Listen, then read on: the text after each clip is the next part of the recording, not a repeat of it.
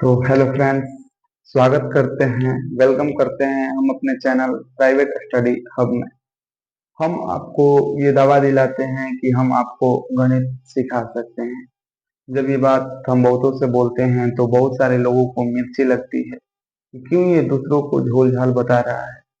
हमें पता है कि हमें सब कुछ नहीं आता है, फिर भी हमें जितना आता है वो हम चाहेंगे कि हमारे स्टूडेंट, हमारे भाई, हमारे दोस्त, हमारी बहन, तब तक हम उसको शेयर करें।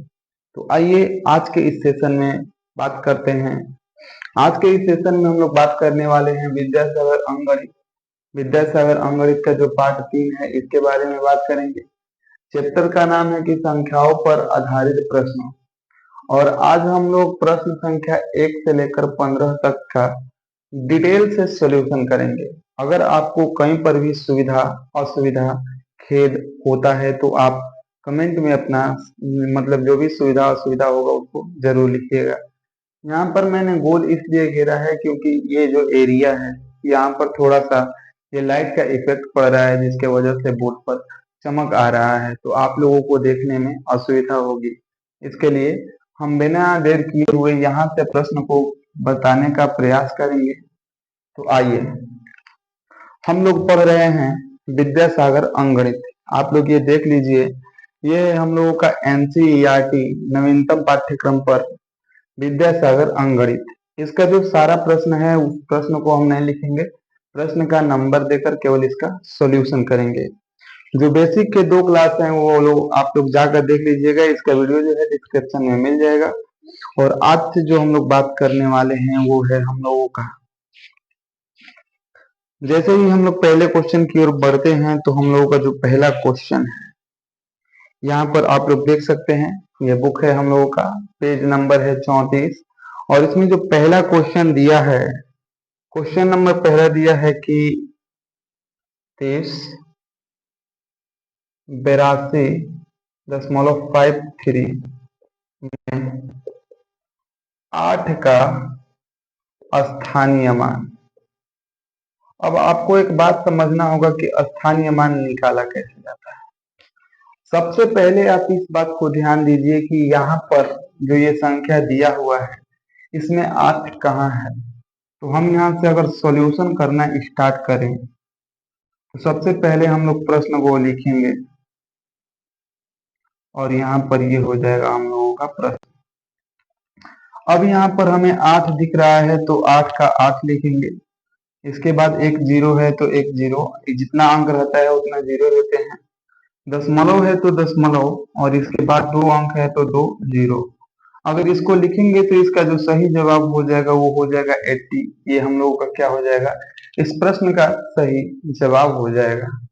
अगर क्वेश्चन नंबर हम 2 की तरफ बात करते हैं, जो क्वेश्चन नंबर हम लोगों का 2 है वो बोल रहा है कि 27,307 में, ये जो 27,307 है में 2 7 आया है और 7 के स्थानीय मानों का अंतर बताना है। 7 के स्थानीय मानों का अंतर, 7 के स्थानीय मान का अंतर, मान का अंतर। तो ये जो 7 है, यहाँ पर सबसे पहले हम सॉल्यूशन लिखकर प्रश्न को हल करना स्टार्ट करते हैं। तो ये हो जाएगा हम लोगों का 27,307। और यहाँ पर देखिए हमारे पास 2 7 हैं, तो सबसे पहले हम इस वाले 7 को लेंगे तो ये हो जाएगा 7। और यहाँ पर 1 2 3 जीरो है, 3 अंक है तो 3 जीरो दे देंगे। और यहाँ पर हम लोग माइनस करेंगे 7, तो सही जवाब हो जाएगा 6,993। ये जो हो जाएगा इस प्रश्न का सही जवाब होने वाला है। ठीक है, क्वेश्चन संख्या 3 की ओर बढ़ते हैं। बोलता है कि 4 अंकों की सबसे बड़ी संख्या और 5 अंकों की सबसे छोटी संख्या का अंतर ज्ञात करें। आप लोग यहाँ पर बताइए कि दिखाई दे रहा है। सबसे पहले हम लिखते हैं 4 अंकों की सबसे बड़ी संख्या क्या होती है। तो 4 अंकों की सबसे बड़ी संख्या, तो जितना भी अंक का सबसे बड़ी संख्या कहेगा उतना बार हम 9 लिखते हैं, तो ये हो जाएगा 4 बार 9। और उसके बाद बोला है 5 अंकों की सबसे छोटी संख्या। 5 अंकों की सबसे छोटी संख्या। 5 अंकों की जब सबसे छोटी संख्या बोला है तो हम एक एक लिखेंगे और उसके बाद जितना भी अंक बचेगा उतना 0 लिखेंगे। प्रश्न में हमसे बोला है कि इन दोनों का अंतर चाहिए। अंतर का मतलब घटाव होता है, तो अंतर निकालेंगे तो अगर इस बड़े वाले में से छोटे वाले को माइनस करते हैं तो इसका सही जवाब आ जाएगा 1। तो इस प्रश्न का सही जवाब होने वाला है 1। इस तरह से हमने प्रश्न 1, 2, 3 हल कर लिया। अब प्रश्न संख्या 4 की तरफ बढ़ते हैं।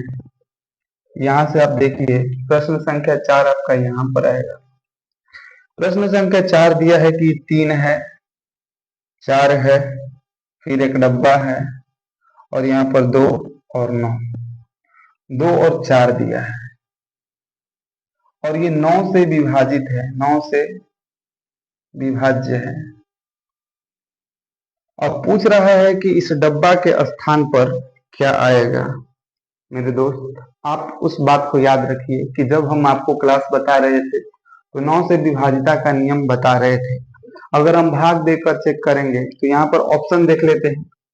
यहाँ पर ऑप्शन है हम लोगों का 1, यहाँ पर ऑप्शन है 2, यहाँ पर है 3, यहाँ पर है हम लोगों का 5 और यहाँ पर है हम लोगों का 9। तो सबसे पहले हम अपने आप को क्या बताया था कि सबसे पहले 9 से भाग देने का नियम होता है कि जो संख्या है हमारे पास उसके प्रत्येक अंक को हम जोड़ेंगे। तो यहाँ पर अगर हम 3, 4, 7, 7, 2, 9 और 9, 4, 13, ये 13 हो गया। 13 तो 9 के पहाड़ा में आता नहीं है। अगर हम 13 में 2 को जोड़ते हैं तो 15, 15 भी 9 के पहाड़ा में नहीं है। अगर 13 में 3 को जोड़ते हैं तो 16 हो जाएगा, ये भी नहीं होगा। लेकिन 13 में अगर हम 5 को जोड़ दें तो 13 5 18 हो जाएगा और 18 9 के पहाड़ा में आता है। यानी कि ये जो डब्बा है, इस डब्बा में हम लोग 5 भरेंगे और इस प्रश्न का सही जवाब क्या हो जाएगा, 5 हो जाएगा। तो ऐसे चुनिंदे प्रश्न भी आते हैं जिनको आप ध्यान रखिएगा।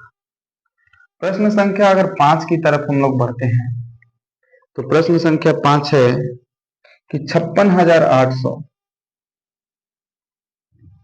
और इसको भाग देना है 800 से। तो बताना है कि कितना बार में कटेगा।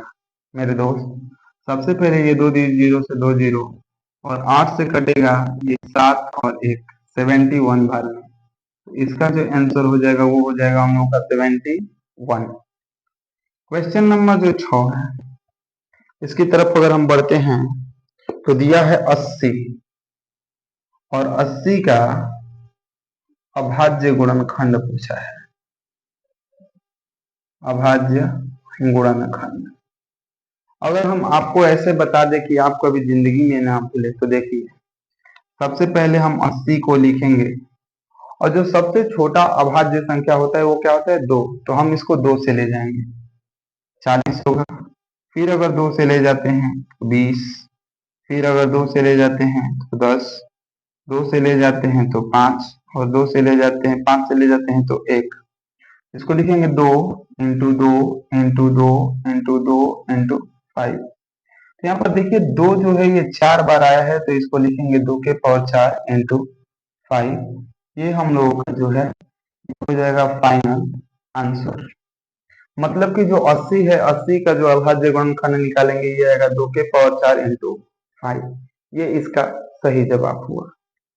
क्वेश्चन नंबर अगर हम लोग 7 की तरफ बढ़ते हैं तो क्वेश्चन नंबर जो 7 है वो बोला है कि 4 अंकों की अधिकतम संख्या क्या होगी जो 91 से पूर्णतः विभाजित हो।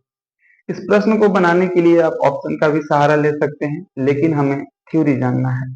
तो सबसे पहले हम क्या करेंगे कि 4 अंकों की सबसे बड़ी संख्या लिखेंगे। तो लिखते हैं 4 अंकों की अधिकतम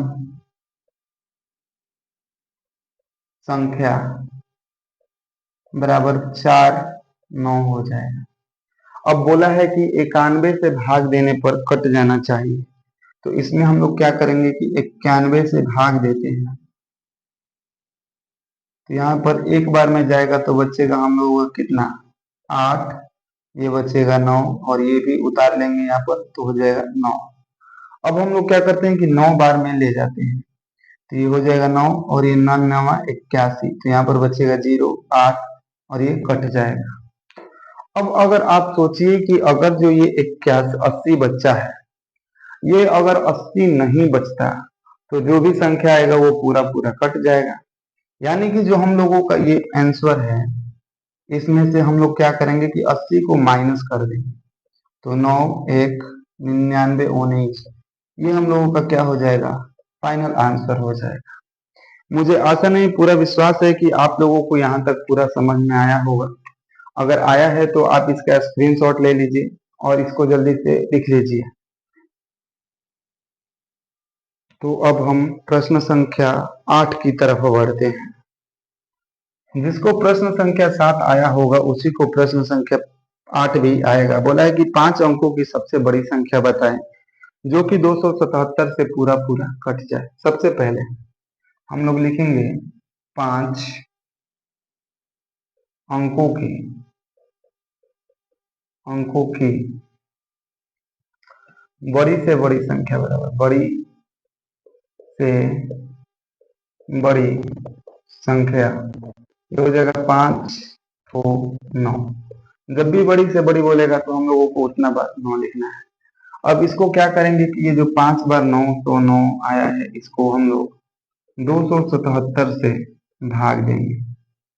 यहाँ पर क्या करेंगे, सबसे पहले 27 या 81 होता है तो 3 बार में ले जाएंगे, 7 की है इसका 1 हासिल 2, 27 के 81 2 83, बचेगा कितना 8 6 और यहाँ पर 1, ऊपर से उतारेंगे हम लोग 9।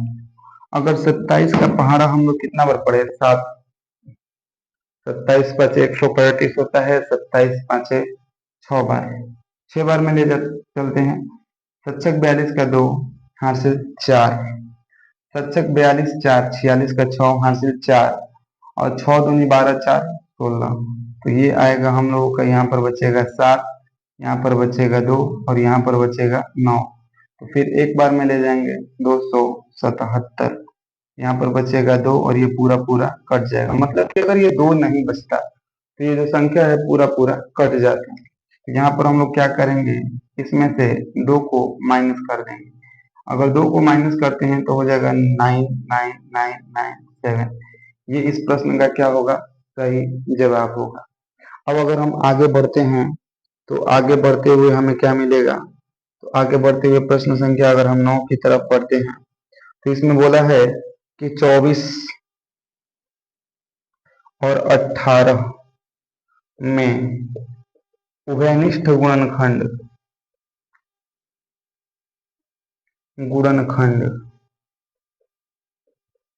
अब यहाँ पर आप एक बात समझिए, उभयनिष्ठ गुणनखंड का मतलब क्या होता है। सबसे पहले आप इस बात को समझिएगा। अगर हम इसका गुणनखंड करें तो ये हो जाएगा 2 से 12, 2 से 6, 2 से 3 और 3 से 1। तो इसको लिख सकते हैं 2 इंटू 2 इंटू 2 इंटू 3। इसका अगर हम करेंगे तो ये आएगा 2 से 9, फिर 3 से 3 और 3 से 1। तो इसको लिख सकते हैं हम लोग 2 इंटू 3 इंटू 3। अब यहाँ पर पूछा है उभयनिष्ठ गुणनखंड, तो अगर हम लोग उभयनिष्ठ गुणनखंड निकालेंगे, उभयनिष्ठ गुणनखंड, तो ये क्या हो जाएगा। सबसे पहले आप इस बात को समझिए कि जो उभयनिष्ठ गुणनखंड है इसमें 2 है तो इसमें भी 2 है, तो 1 2 लिखेंगे। इसमें 2 है लेकिन इसमें नहीं है, इसमें भी 2 है लेकिन नहीं है, यहाँ पर एक 3 है और यहाँ पर भी एक 3 है, तो यहाँ पर लिखेंगे 3 और इन दोनों का आपस में जब मल्टीप्लाई होगा तो ये क्या हो जाएगा 6। यानी कि 24 और 18 का जो उभयनिष्ठ गुणनखंड है वो हम लोगों का 6 है। उभयनिष्ठ गुणनखंड का मतलब कि दोनों में मिलना ही चाहिए। क्वेश्चन नंबर 10 की तरफ बढ़ते हैं और 10 नंबर बोल रहा है कि 1 से 10 के बीच अभाज्य संख्या।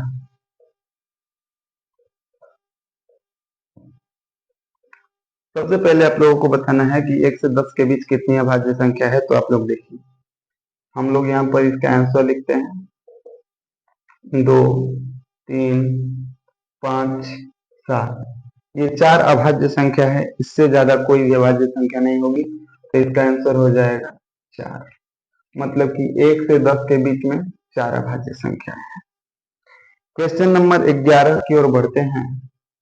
तो बोला है कि प्रथम 2 अभाज्य संख्याओं का योग क्या होगा। तो सबसे पहले हम लोग लिखेंगे प्रथम 2 अभाज्य संख्या का योग।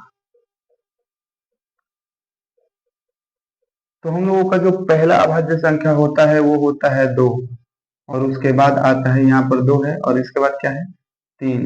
तो इन दोनों को ऐड करेंगे तो कितना हो जाएगा 5। ये हो जाएगा हम लोगों का दूसरा। क्वेश्चन नंबर अगर 12 है, तो बोला है कि किसी संख्या में नीचे दिए गए अंकों में से किस अंक का स्थानीय मान तथा अंकित मान हमेशा एक समान रहता है। भाई, और कोई भी संख्या होगा 1, 2, 3, 4, 5, 6, 7, 8, 9, 10 या दुनिया की कोई भी संख्या, उसका स्थानीय मान और जातीय मान बदल सकता है, लेकिन ब्रह्मांड में 0 एक ऐसी संख्या है जिसका स्थानीय मान और जातीय मान हमेशा सेम रहेगा। तो इस 12 नंबर वाले प्रश्न का सही जवाब हो जाएगा 0 इज द करेक्ट आंसर। अब हम लोग बात करते हैं क्वेश्चन नंबर 13 की। तो जो क्वेश्चन नंबर 13 है वो बोला है कि वह छोटी से छोटी भाज्य संख्या जो 30 से बड़ी हो तथा 2 अभाज्य संख्याओं के गुणनफल के बराबर हो। अब यहाँ पर 30 से बड़ी भाज्य संख्या चुनना है। भाज्य संख्या जो 2 अभाज्य संख्याओं का गुणनफल हो। अभाज्य संख्या का गुणनफल हो। मेरे दोस्त, इस प्रश्न के लिए हम आपको ऑप्शन दे रहे हैं। 1 32, ऑप्शन बी यहाँ पर 33, सी 34 और डी ये हो जाएगा 35। यहाँ पर इस प्रश्न को बनाने के लिए भाज्य संख्या का मतलब क्या होता है। वैसी संख्या है जो एक और अपने आप को छोड़कर किसी अन्य संख्या से भी कटे उसे भाज्य संख्या कहते हैं। ये लेते हैं तो ये कट जाएगा हम लोग का 16 और 2 से, 8 और 4 से भी कटेगा। इसकी बात करते हैं तो ये 3 और 11 से कटेगा। लेकिन इसमें दोनों क्या है, अभाज्य है। लेकिन ये जो है 33 ये क्या है, हम लोगों का भाज्य संख्या है। और ये जो 3 है ये विषम संख्या है और ये भी विषम संख्या है। इसमें बोला है कि दोनों अभाज्य होना चाहिए। ये हम लोगों का सही जवाब हो जाएगा। इसका एक और भी आंसर हो सकता है, ये 34 तो नहीं होगा, ये 17 हो जाएगा और ये 2 हो जाएगा। ये 17 और 2 दोनों क्या है, अभाज्य है। इसमें से बोला है कि वह छोटी से छोटी भाज्य संख्या, इसमें सबसे छोटा पूछा है, सबसे छोटा भाज्य संख्या जो 30 से बड़ी हो तथा 2 अभाज्य संख्याओं के गुणनफल के बराबर हो। 30 से छोटा, तो 30 से छोटा तो इसमें कोई, 30 से बड़ा तो कोई नहीं है। बोला है कि छोटी से छोटी भाज्य संख्या 30 से बड़ी जो 2 अभाज्य संख्या, तो इसमें तो कोई अभाज्य संख्या दिखाई नहीं दे रहा है। इसमें हम लोगों को अभाज्य संख्या दिखाई दे रहा है 3 और 11, तो सही जवाब क्या हो जाएगा, 33 हो जाएगा। यहाँ पर बात करते हैं अगर प्रश्न संख्या 14 की, तो इसका आंसर हम लोगों को मिलेगा कि 36,890। 36,890 में 3 का स्थानीय मान, 3 का स्थानीय एवं जातीय मान का अंतर बताना है। तो यहाँ पर प्रश्न को देखिए, यहाँ पर एक 3 है तो इसको लिखेंगे 3, 1 2 3 4, तो 1 2 3 4। लेकिन स्थानीय मान निकालने के बाद जातीय मान कैसे निकालेंगे, तो जातीय मान निकालने के लिए हम लोग इसमें से 3 को माइनस कर देंगे, तो आएगा 2 9 9 9 और ये 7। ये इस प्रश्न का सही जवाब हो जाएगा। और आज के इस सेशन का जो सबसे अंतिम सवाल है वो रहा हम लोगों के सामने क्वेश्चन नंबर 15। क्वेश्चन नंबर 15 है कि 25, इसको थोड़ा सा हम मिटाकर बताते हैं, ठीक है। अगर आप लोग लिख लिए हैं तो हम इसको क्या करते हैं कि मिटा देते हैं, और यहाँ पर क्वेश्चन नंबर 15 को अच्छे तरीके से बता देते हैं। देखिए, सबसे पहले क्वेश्चन नंबर जो 15 है उसमें हमें दिया है कि 25 है, 16 है, 48 है और 54। इसमें से सबसे ज्यादा अपवर्तक किसके संख्या है? अपवर्तक क्या मतलब क्या होता है कि सबसे ज्यादा इनको कटाने वाली संख्या कौन कौन सी है, सबसे ज्यादा अपवर्तक किसके हैं? तो ये जो 25 है, 1 से कटेगा, 5 से कटेगा और 25 से कटेगा, मतलब कि 3 ऐसी संख्या है जो 25 को कटा सकती है। बात करें अगर 16 की तो 1 होगा, 2 होगा, 4 होगा, 8 होगा, फिर 16 होगा। ये इतनी संख्याएं हैं जो कि 16 से कटा सकती हैं। अगर 48 की बात करें तो 1 होगा, 2 होगा, फिर 3 होगा, फिर 4 होगा, 6 होगा, 8, 12, 16, 24 और 48। ये इतनी संख्या है जिससे 48 पूरा तरह से कट जाएगा। 54 की बात करें तो 1 से कटेगा, 2 से कटेगा, 3 से कटेगा, 4 से नहीं कटेगा, 5 से नहीं कटेगा, 6 से कटेगा, 7 से नहीं कटेगा, 8 से नहीं कटेगा, 9 से भी नहीं कटेगा, 10 से भी नहीं कटेगा, 11, 12, 13, 14, 15, 16, 17, 18, 19, 20 नहीं कटेगा, 9 से कटेगा, 9 से कटेगा, 9 छक्का 54 होता है, और उसके बाद 27 से कटेगा, उसके बाद 54 से। तो देखिए, इसको कटाने वाली 1, 2, 3, 4, 5 संख्या है, इसको कटाने वाली 3 संख्या है, इसको कटाने वाली 1, 2, 3, 4, 5, 6, 7 संख्या है, लेकिन जो 48 है, 1, 2, 3, 4, 5, 6, 7, 8, 9, 10, 10 ऐसी संख्याएं हैं जो कि 48 को पूरा अच्छा तरह से कटा सकती है। इसलिए जो सबसे अधिक अपवर्तक की संख्या होगा वो किसका होगा? 48 का। तो 48 इस क्वेश्चन का फाइनल आंसर होने वाला है। तो आप लोग ये बताइए कि आप लोगों को सेशन कैसा लगा? हमारा पसीना देखकर आप लोगों को समझ में आ ही गया होगा कि हम कितनी मेहनत कर रहे हैं आप लोगों के लिए। बस सेशन को लाइक करिए, दोस्तों तक शेयर करिए, फिर मिलते हैं अगले क्लास में। कल के क्लास में हम लोग इससे आगे बात करेंगे।